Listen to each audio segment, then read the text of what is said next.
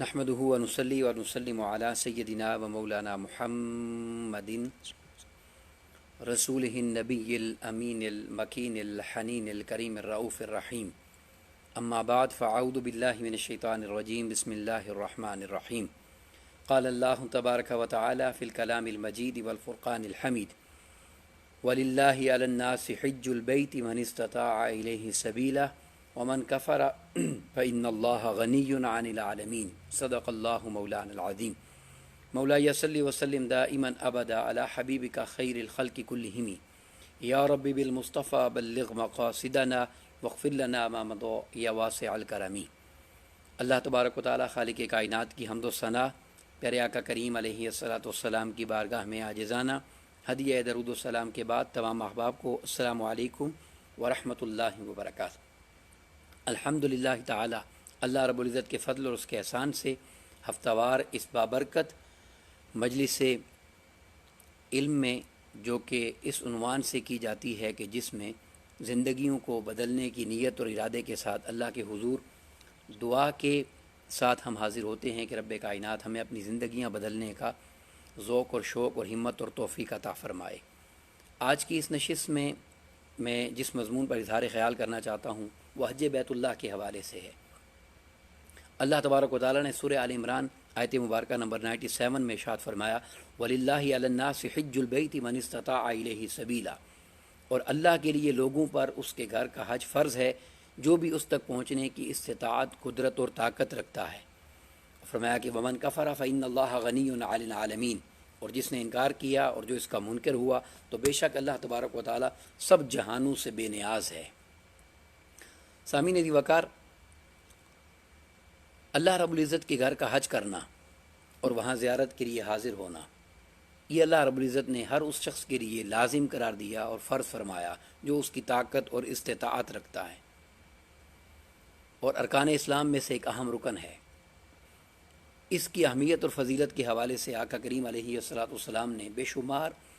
اپنے اقوال اور فرامین امت کو عطا فرمائے۔ مفہوماً چند ایک احادیث آپ کے سامنے پیش کر کے میں جس مضمون کی طرف بڑھنا چاہتا ہوں وہ یہ ہے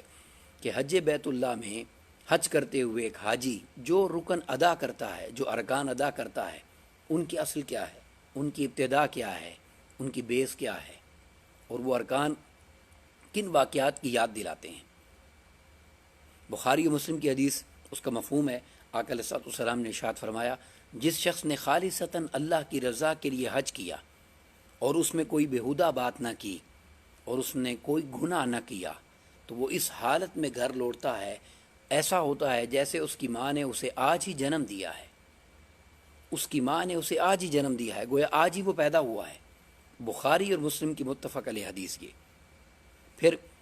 ابن ماجہ میں اور نسائی میں حدیث پاک آئی، آقا علیہ الصلوۃ والسلام نے ارشاد فرمایا کہ حج اور عمرہ کرنے والے اللہ کے مہمان ہوتے ہیں، وہ جو بھی دعا مانگتے ہیں اللہ تبارک و تعالیٰ قبول فرماتا ہے، اور جب وہ توبہ اور استغفار کرتے ہیں تو اللہ رب العزت ان کو بخش دیتا ہے اور بخشش عطا فرماتا ہے، ان کی توبہ اور استغفار کو قبول فرماتا ہے۔ پھر آقا علیہ الصلوۃ والسلام نے حج کے حوالے سے یہاں تک بیان فرمایا کہ جب جو شخص سواری پر حج کے لیے نکلتا ہے اور سواری پر سوار ہو کر جاتا ہے تو سواری کے ہر قدم کے بدلے میں اس کو 70 نیکیاں دی جاتی ہیں، اور اگر کوئی شخص پیدل حج کرنے کے لیے جاتا ہے تو آقا علیہ الصلوۃ والسلام نے ارشاد فرمایا کہ پیدل حج کرنے والے کو ہر قدم پر 700 نیکیاں عطا کی جاتی ہیں، اور ارشاد فرمایا کہ 700 حرم کی نیکیاں عطا کی جاتی ہیں۔ تو صحابہ کرام رضوان اللہ علیہم اجمعین نے عرض کیا: یا رسول اللہ صلی اللہ علیہ وسلم، حرم کی نیکیوں سے آپ کا کیا مراد ہے؟ حرم کی نیکیوں کا کیا معنی ہے؟ تو آقا علیہ الصلوۃ والسلام نے ارشاد فرمایا کہ حرم کی ایک نیکی 1,00,000 نیکی کے برابر ہوتی ہے، 1,00,000 نیکی کے برابر۔ تو ہر قدم پر اس کو 700 نیکیاں مل رہی ہیں، اور 700 کو اگر لاکھ سے ضرب دیں تو 700 لاکھ بنتا ہے یہ۔ تو سامعین ذی وقار، اتنا اللہ رب العزت نے اپنے بارگاہ میں حاضری کو اور حج کرنے والے کو اور اس عمل کو اور وہاں آنے والے کو اتنا محبوب رکھا ہے۔ اور حج مبرور کے حوالے سے آقا علیہ الصلوۃ والسلام نے ارشاد فرمایا کہ حج مبرور کی جزا جنت کے سوا کچھ نہیں ہے۔ جو حج محبوب ہو جاتا ہے اور مقبول ہوتا ہے اس کے لیے فرمایا کہ جنت کے سوا اس کی کوئی جزا ہے ہی نہیں۔ اور پھر ارشاد فرمایا کہ اللہ رب العزت کے حضور جب کوئی شخص حج کرنے کے لیے حاضر ہوتا ہے اور حج کرنے کے لیے آتا ہے تو آقا علیہ الصلوۃ والسلام نے ارشاد فرمایا کہ اس کی بخشش اور مغفرت ہو جاتی ہے، اس کی بخشش اور مغفرت فرما دی جاتی ہے۔ تو سامعین عزیز وقار، جہاں یہ بہت ساری احادیث حج کی ادا کرنے والے کی فضیلت اور شان کے حوالے سے ملتی ہیں، وہیں آقا علیہ الصلوۃ والسلام نے حج نہ کرنے والے کے لیے وعید بھی بیان فرمائی، جیسا کہ قرآن مجید نے بیان فرمایا وَمَنْ كَفَرَ فَإِنَّ اللَّهَ غَنِيٌّ عَنِ الْعَالَمِينَ۔ اگر کوئی انکار کرتا ہے اور حج کی طرف نہیں جاتا اور حج ادا نہیں کرتا تو اللہ تمام جہانوں سے بے نیاز ہے، وہ غنی ہے۔ تو آقا کریم علیہ الصلوۃ والسلام نے ارشاد فرمایا کہ جس شخص کے پاس حج کا سفر کرنے کے لیے ضروری سامان بھی میسر ہو اور اسے سواری بھی میسر ہو اور اسے روکنے والا کوئی ظالم بادشاہ نہ ہو اور کوئی عذر مانے نہ ہو جو اسے حج کرنے سے روک رہا ہو، یہ سارے کام اگر میسر ہوں اور پھر بھی اگر کوئی حج نہیں کرتا تو آقا علیہ السلام نے ارشاد فرمایا کہ پھر چاہے وہ یہودی ہو کر مرے یا نصرانی ہو کر مرے، یعنی یہ سب کچھ ہونے کے باوجود اگر کوئی حج کے لیے نہیں جاتا تو پھر چاہے وہ یہودی ہو کے مرے یا نصرانی ہو کے مرے، اس کی کوئی پرواہ شریعت کو نہیں ہے۔ تو سامعین عزیز وقار، ضروری ہے کہ جو لوگ حج کی قدرت اور طاقت رکھتے ہیں، اور یہاں تک ارشاد فرمایا کہ جو حج کا ارادہ رکھتا ہے وہ تاخیر نہ کرے، وہ جلدی کرے، کہ کہیں بعد میں ایسا نہ ہو کہ اس کو کوئی عذر لاحق ہو جائے۔ اللہ رب العزت کی بارگاہ میں پہنچنا، وہاں پر حج کرنا، اس کی گھر کی زیارت کرنا، یہ اس کا محبوب ترین عمل ہے۔ مگر ایک سوال پیدا ہوتا ہے، میں نے یہ چند ایک حدیث جلدی سے مفہوماً آپ کے سامنے پیش کر دی ہیں، جس مضمون کی طرف میں آپ کو لے کے جانا چاہتا ہوں اور جو بات سمجھنے والی ہے وہ یہ ہے کہ ایک حاجی جب حج کرنے کے لیے جاتا ہے، جسم پر 2 کپڑے لپیٹ کر، احرام کی صورت میں 2 چادریں لپیٹ کر وہ اس کی بارگاہ میں حاضر ہو جاتا ہے، لبیک لبیک کی کلمات زبان پر دہراتے ہوئے اللہ رب العزت کے حضور ایک حاجی اس کے گھر میں حاضر ہوتا ہے، اس کے گھر کا طواف کرتا ہے، صفا و مروہ میں سعی کرتا ہے، مزدلفہ، مینا اور عرفات میں جاتا ہے۔ یہ سارے ارکان جو وہ ادا کرتا ہے، ان سب کو اگر عقل کے ساتھ دیکھا جائے اور عقل کے پیمانے پر اس کو ناپا جائے اور تولا جائے تو عقل اس کا جواب دینے سے قاصر ہے کہ یہ سارے امور جو ادا کیے جاتے ہیں ان کی لاجک کیا ہے، ایسا کیوں کیا جاتا ہے؟ تو سامعین عزیز وقار، اس کا جواب عقل کے دامن میں نہیں ہے، اس کا جواب عشق سے ملتا ہے، اور عشق اس کا جواب دیتا ہے، کیونکہ سراپا عشق جو عبادت ہے وہ حج ہے۔ اور جو ارکان اور جو ادائیں حج میں ہوتی ہیں اور جو کام انسان حج کے دوران کرتا ہے، یہ کچھ محبوب بندوں کی محبوب اداؤں کی یاد ہے جنہیں اللہ رب العزت قیامت تک تازہ کرتا ہے اور دہرواتا ہے، اور قیامت تک ان اداؤں کو اس امت میں زندہ رکھا ہوا ہے۔ تو ایک جملے میں اگر کوئی پوچھنا چاہے کہ حج کیا ہے، ایک جملے کے اندر کوئی سوال کرے کہ حج کیا ہے، تو یہ بات ذہن نشین کر لیجئے کہ اس کے محبوب بندوں کی محبوب اداؤں کو دہرانے کا نام حج ہے۔ جو اس کے محبوب بندے ہیں، جو اس کے پیارے بندے ہیں، ان کی پیاری اداؤں کو دہراتے رہنے کا نام حج ہے۔ آپ احرام سے شروع کیجئے، 2 چادریں جو انسان اپنے جسم پر لپیٹ لیتا ہے، جو انسلی ہوتی ہیں، جنہیں آپ سٹچ نہیں کر سکتے، جنہیں کوئی بٹن نہیں لگا سکتے، بس 2 چادریں ہیں جو اپنے جسم پر لپیٹنی ہیں۔ یہ 2 چادریں کیا ہیں؟ تو حضرت موسیٰ اشعری رضی اللہ تعالیٰ عنہ روایت فرماتے ہیں، امام ابو یعلا نے اپنی مسند میں اس حدیث کو روایت فرمایا۔ آپ ارشاد فرماتے ہیں کہ آقا علیہ السلام نے ارشاد فرمایا کہ حضرت موسیٰ علیہ السلام 70 انبیاء کرام ہیں جنہوں نے اپنے وجود پر چادر تان کر اللہ کے گھر کا حج کیا اور زیارت کی۔ 70 انبیاء کرام اسی طرح چادر لپیٹ کر اللہ کے گھر میں حاضر ہوئے۔ اب ذرا آپ دنیا کے طریق کو دیکھیں اور دنیا کے اصول کو دیکھیں کہ جب ہم کسی بڑے کے پاس حاضر ہونے لگتے ہیں، کسی بڑے کے پاس جانا چاہتے ہیں، تو ہم چاہتے ہیں کہ اپنے ڈریس کو اچھا کر لیں، اور جتنی بڑی بارگاہ میں ہم جانا چاہ رہے ہوتے ہیں، جس بڑے منصب والے کے پاس پیش ہونا چاہتے ہیں، ہم اتنا ہی ویل ڈریس ہو کر خود کو وہاں پر پیش کرتے ہیں اور حاضر ہوتے ہیں۔ مگر قربان جائیں، چاہیے تو یہ تھا کہ اس کائنات کے مالک کے حضور، اس کے گھر میں، اس کے دربار میں جب حاضر ہونے کے لیے کوئی جائے اور وہاں پیش ہونے کے لیے جائے تو وہ کتنا ہی خوبصورت عالی شان اس کائنات کا لباس پہن کر جائے، مگر وہ فرماتا ہے ان سب لباسوں کو، ان سب خوبصورتیوں کو، ان سب وضع و قطع کو ایک سائڈ پر رکھ دو اور تمام خوبصورت سے خوبصورت تر لباس جو ہیں وہ اتار دو،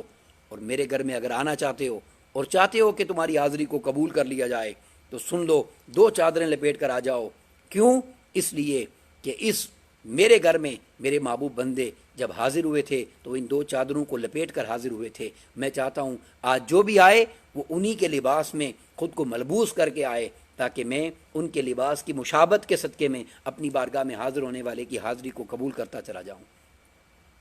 آپ حج میں اور عمرہ میں کیے جانے والے تمام ارکان کو دیکھیے تو وہ صرف اور صرف اس کے محبوب بندوں کی محبوب اداؤں کی یاد تازہ کرنے کا نام ہے۔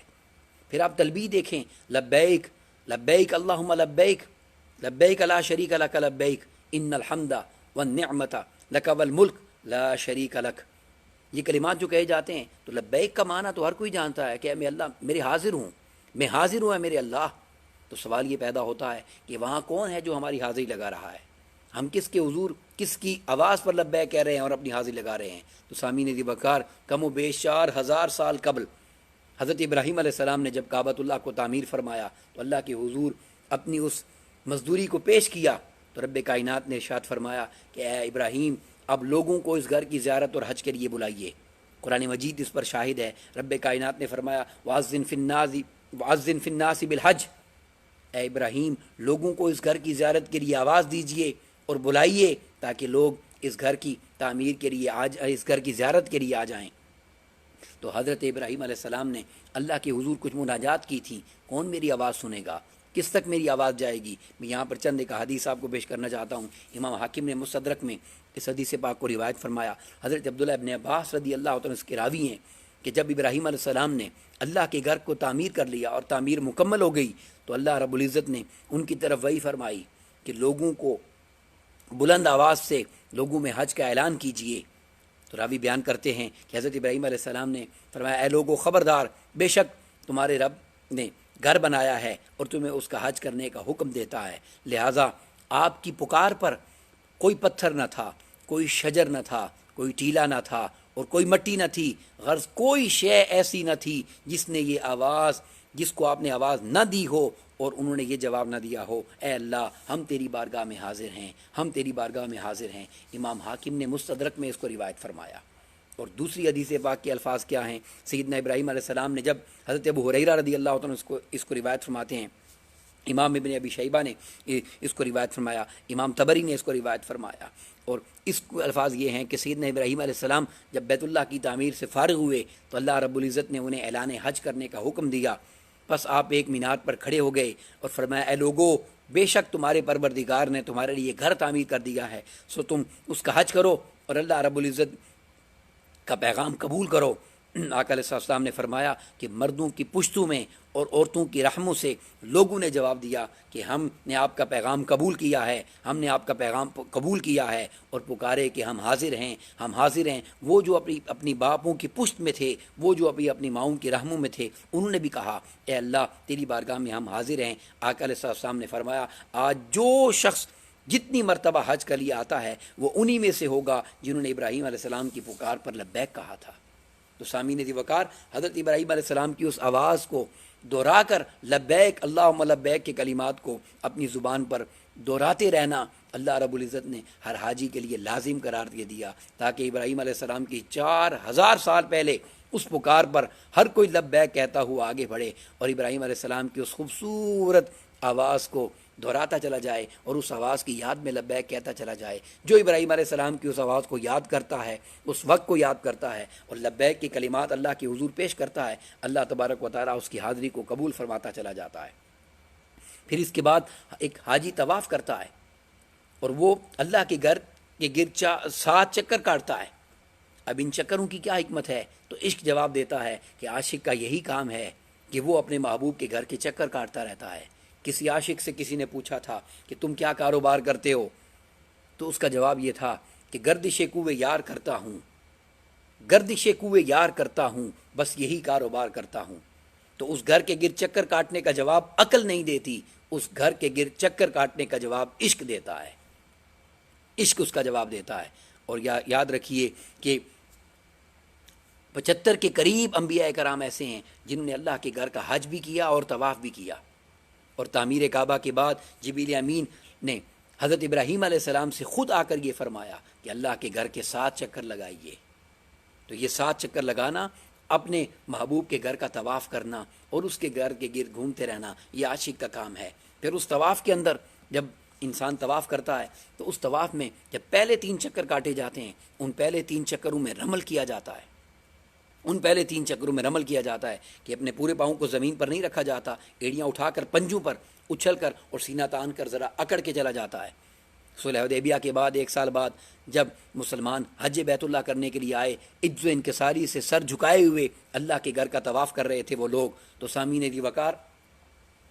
کفار نے یہ تانا دے دیا، اور کفار نے تانا یہ دیا کہ یہ لوگ اتنے کمزور ہو گئے ہیں مکے سے جا کر، مدینے کی آب و ہوا ان کو راس نہیں آئی ہے، اب یہ لوگ بہت کمزور ہیں جسمانی طور پر. تو ان کی جسمانی کمزوری کو دیکھ کر جب تانا دیا تو آقا علیہ السلام نے فرمایا کہ ذرا سینہ تان کر اکڑ کر چلو، ان کو بتاؤ کہ ہم عز و انکساری سے اللہ کے گھر کا طواف کر رہے ہیں، مومن کمزور نہیں ہوتا. تو اللہ رب العزت نے آقا علیہ السلام کی اس ادا کو قیامت تک کے لیے امت کے لیے محفوظ فرما دیا کہ آج کوئی تانا دینے والا نہیں ہوگا، مگر میں تمہارا طواف قبول ہی تب کروں گا جب میری محبوب کی اس ادا کو دہرا کر 3 چکر رمل کرتے ہوئے میرے گھر کا طواف کرو گے اور باقی 4 چکر طواف کی صورت میں کرو گے تو میں تمہارا اپنی بارگاہ میں حاضر ہونا، حج اور طواف کرنا قبول کرتا چلا جاؤں گا. یہ وہ ادائیں ہیں، یہ اس کے محبوب بندوں کی محبوب ادائیں ہیں جنہیں اللہ رب العزت دہرواتا ہے، ان کی یاد تازہ کرواتا ہے. اور حج سارے کا سارا اس کے محبوب بندوں کی محبوب اداؤں کو یاد کرنا اور تازہ کرنے کا نام ہے. پھر حجر اسود کو بوسہ دیا جاتا ہے. پوچھئے سیدنا فاروق اعظم رضی اللہ تعالیٰ عنہ سے، بے شک یہ پتھر جنت سے آیا ہے، اس کی عظمت ہے، اس کی شان ہے، اس نے قیامت کے دن ہر بوسہ دینے والے کی گواہی دینی ہے. مگر سیدنا فاروق اعظم رضی اللہ تعالیٰ فرماتے ہیں، پتھر میں جانتا ہوں تو میرے نفع اور نقصان کا باعث اور مالک نہیں ہے، مگر میں صرف تجھے اس لیے چوم رہا ہوں کہ میں نے تاجدار کائنات محمد مصطفیٰ صلی اللہ علیہ وسلم کو تجھے چومتے ہوئے دیکھا ہے، تو میں تو اس چومنے کی ادا کی یاد کو یاد کرتے ہوئے تجھے چومتا ہوں. تو اس ادا کو یاد کرتے ہوئے چومتے چلے جانا انسان کی بخشش کا سامان کرتا چلا جاتا ہے، اور قیامت کے دن یہ حجر اسود اس کی بخشش اور اس کی اپنے آپ کو چومنے کی گواہی دے گا اللہ کی بارگاہ میں. پھر اس کے بعد 2 نفل طواف کرنے کے بعد اگر انسان مقام ابراہیم کے سامنے ادا نہ کرے تو اس کا طواف مکمل نہیں ہوتا. تو مقام ابراہیم جس پتھر پر کھڑے ہو کر ابراہیم علیہ السلام نے کعبۃ اللہ کی تعمیر فرمائی تھی، اس پتھر کے سامنے کھڑے ہو کر 2 رکعت نماز نفل ادا کرنا، یہ اس پتھر کی تعظیم میں اور ابراہیم علیہ السلام کی یاد میں اور اس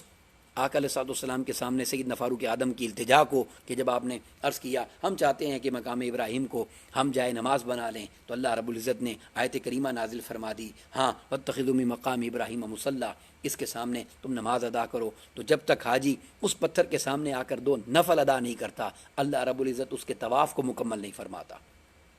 تو طواف کرنے کے بعد صفا و مروہ کی طرف بڑھتا ہے حاجی یا عمرہ کرنے والا، اور 7 چکر وہاں لگاتا ہے. ہر کوئی جانتا ہے کہ یہ 7 چکر لگانا کوئی عبادت نہیں ہے، اور بالخصوص اس میں جب مخصوص مقام پر انسان دوڑتا ہے تو دوڑنا تو کوئی عبادت نہیں ہے، مگر یہ یاد ہے اس بی بی ہاجرہ کی اس 7 چکروں کی کہ جب اپنے بیٹے کی پیاس کے لیے اسماعیل علیہ السلام کی پیاس میں تڑپنے کے عمل کو دیکھ کر وہ کبھی صفا پر چڑھ جاتی کہ شاید کوئی پانی والا نظر آئے یا دور پانی کے کوئی آثار نظر آئیں، کبھی مروہ پر چڑھ جاتی اور دور پانی کی طرف دیکھتی یا کسی کو تلاش کرتی کہ کوئی پانی پلانے والا مل جائے. تو سامعین ذی وقار وہ جس ادا سے ان صفا و مروہ پر چلتی گئیں اور جوڑتی گئیں، اللہ رب العزت نے قیامت تک اپنے گھر آنے والے کے لیے طواف اور عمرہ اور حج کرنے والے کے لیے لازم قرار دے دیا. اگر تم عمرہ اور حج مکمل کرنا چاہتے ہو تو تمہیں اس میرے محبوب بندی کی اس ادا کو یاد کر کے 7 مرتبہ صفا و مروہ کے چکر بھی کاٹنے ہوں گے، اور اس جگہ پر آ کر تمہیں دوڑنا بھی ہوگا. پھر جب وہ پانی نکل آیا، وہ پانی اتنی شدت سے نکل رہا تھا کہ ڈر گئیں کہ کہیں میرے بیٹے کو تکلیف نہ ہو، تو آپ نے زبان سے زمزم کہا، رک جا رک جا. اب کوئی بھی اس پانی سے تکلیف میں ہونے والا نہیں ہے، مگر قیامت تک اللہ رب العزت نے اس پانی کا نام ہی اپنے اس محبوب بندی کی زبان سے نکلنے والے کلمات کو رکھ دیا، زمزم. اور یہاں ایک جملہ میں ضرور عرض کرنا چاہتا ہوں، اس پانی کو جو اللہ رب العزت نے سیدنا اسماعیل علیہ السلام کے مبارک قدموں کی ایڑیوں کی صدقے سے دیا تھا، اسے قیامت تک کے لیے کھڑے ہو کر پینا لازم قرار دے دیا ہے کہ اس کو کھڑے ہو کر پینا یہ اس پانی کا احترام ہے. تو ذرا سوچئے کہ جس نبی کے قدموں کے صدقے سے پانی ملا ہے اگر اس پانی کے احترام میں کھڑا ہونا لازم ہے تو نبی کے احترام میں کھڑا ہونا کتنا بڑا درجہ رکھتا ہے. اور پھر تاجدار کائنات جناب محمد مصطفیٰ صلی اللہ علیہ وسلم آپ کی یاد میں اور آپ کی عزت اور احترام میں کھڑا ہونا اللہ کی بارگاہ میں کتنا محبوب عمل ہے. پھر سامعین عزیز وقار، اس کے بعد پھر انسان مزدلفہ کی طرف جاتا ہے، مینا کی طرف جاتا ہے، عرفات کی طرف جاتا ہے اور اپنے ارکان حج کو ادا کرتا ہے. تو ذرا سوچئے تو صحیح کہ ادھر کیا حکمت پوشیدہ ہے اور عرفات میں جمع ہونا کس امر کی طرف اشارہ کرتا ہے. تو یاد رکھیں، جب اللہ رب العزت نے جنت سے حضرت آدم علیہ السلام کو، اماں حوا کو اتارا تھا، تو آدم علیہ السلام کو ہند میں اور اماں حوا کو جدہ میں اتارا تھا، اور یہ دونوں بہت دور تھے اور ایک دوسرے کی تلاش میں تھے. اور جب یہ دونوں ایک دوسرے کو ملے تو 9 ذی الحج تھا اور مقام عرفات تھا. تو سامعین عزیز وقار، اس دن کو، جس دن کو یہ دونوں ملے اور ایک دوسرے کو پہچان لیا، اس دن کا نام یوم عرفہ، پہچان والا دن رکھ دیا گیا. اور جس جگہ یہ دونوں ملے اور ایک دوسرے کو پہچان لیا، اس میدان کا نام میدان عرفات ہو گیا. جہاں کسی کو پہچانا گیا ہے تو اس ملاقات کی یاد میں وہاں جا کر جمع ہونا اور بیٹھ جانا اللہ رب العزت نے اپنے گھر کے حج اس عمل کو قرار دے دیا، تاکہ دنیا کو پتہ چل جائے کہ میرے محبوب بندوں کی محبوب ادائیں میری بارگاہ میں اتنی محبوب ہیں کہ میں انہیں درجہ عبادت کے رتبے پر رکھتا ہوں. اور جو میرے محبوب بندوں کی محبوب اداؤں کو دہراتا چلا جاتا ہے، وہ نہ صرف عبادت کا مقام اور رتبہ اور شان پاتا چلا جاتا ہے، بلکہ افضل عبادت حج کے درجے کو پہنچ جاتی ہے. تو میدان عرفات میں جمع ہونا صرف اور صرف اس واقعہ کی یاد میں، اس دن اللہ رب العزت نے قیامت تک کے لیے امت محمدیہ صلی اللہ علیہ وسلم کے لیے حج بیت اللہ اور وقوف عرفہ جیسے عظیم رکن قرار دے دیا. پھر اس کے بعد جب قربانی کرتے ہیں تو صرف حجاج نہیں، پوری دنیا میں جہاں کہیں جو کوئی بھی قربانی کرتا ہے، وہ سیدنا ابراہیم اور سیدنا اسماعیل علیہ السلام کی اس خوبصورت قربانی کی یاد کو تازہ کرتا ہے. اور اس یاد کو تازہ کر کے قربانی کرتا ہے تو اللہ تبارک و تعالیٰ اپنے ان 2 محبوب انبیاء کی یاد میں جانور کو ذبح کرنے کے عمل کو اپنی بارگاہ میں اتنا محبوب فرماتا ہے اور اتنا مقبول فرماتا ہے کہ اس دن آقا علیہ السلام نے ارشاد فرمایا کہ قربانی کے دن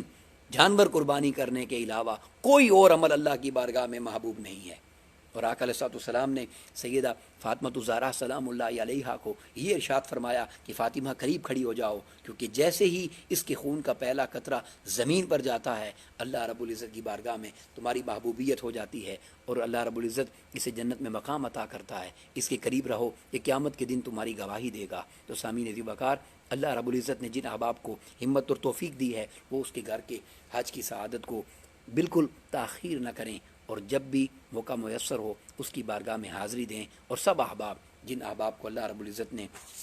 توفیق دے رکھی ہے، وہ قربانی کی سعادت سے بھی خود کو محروم نہ رکھیں. اللہ رب العزت ہمیں اس کرونا وائرس کی تکلیف سے جلد نجات عطا فرمائے اور اپنے گھر کے دروازوں کو امت محمدیہ صلی اللہ علیہ وسلم کے لیے کھول دے، اور اپنے محبوب پاک علیہ السلام کی عزت اور شان کا صدقہ ہمیں حج بیت اللہ کی سعادت نصیب فرمائے. وما علینا الا البلاغ المبین. السلام علیکم ورحمۃ اللہ وبرکاتہ.